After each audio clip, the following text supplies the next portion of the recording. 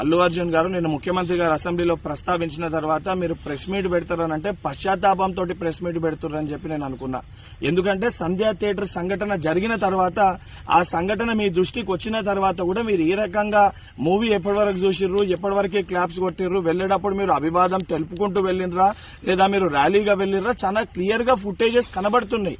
మీరు అవన్నిటినీ పక్కన పెట్టి ఏదో లేను జరగలేదు నా దృష్టికి రాలేదని చెప్పి మీరు మాట్లాడుతున్నారు. సరే, మరుసటి రోజు మీ ఇంటి దగ్గర కూడా మీరు ఆ ఇన్సిడెంట్ జరిగిన తర్వాత కూడా పటాకీలు కాల్చుకున్నారు. సరే, ఆ విషయాలన్నింటినీ కూడా మేము ప్రస్తావిస్తలేము అని మీరు మాట్లాడుతూ ఏమని అంటారు, తెలుగుని సత్తా చాటుతున్నాం అని మాట్లాడుతున్నారు. తెలుగుని సత్తా చాటేది ఉంటే మన వలన తెలుసో తెలియకనో ఏదైతే సంబంధించి సంఘటనలో మనుషుల ప్రాణాలు పోయే విధంగా అసొంటి ఒక చర్యలు జరిగినప్పుడు దాన్ని ఏదైతే సంబంధించి సానుభూతితోటి స్పందించి ప్రెస్ మీట్ నిర్వహించి ఆ కుటుంబానికి అండదండగా నిలిచే ప్రయత్నం చేయాలి తప్ప నిన్న ముఖ్యమంత్రి గారు ఏదైతే ఈ ప్రజాప్రభుత్వము ప్రజలకు అండదండగా ఉంటది, ఎవరు తప్పు చేసినా కూడా ఊరుకోము శిక్షిస్తామని చెప్పి ముఖ్యమంత్రి గారు వారి స్థాయిలో తెలంగాణ ప్రజానికానికి ఒక ధైర్యం ఒక భరోసా కల్పిస్తుంటే దాని తర్వాత మీరు ఈ రకంగా ప్రెస్ మీట్ పెట్టడం అనేది ఇది సరికాదు.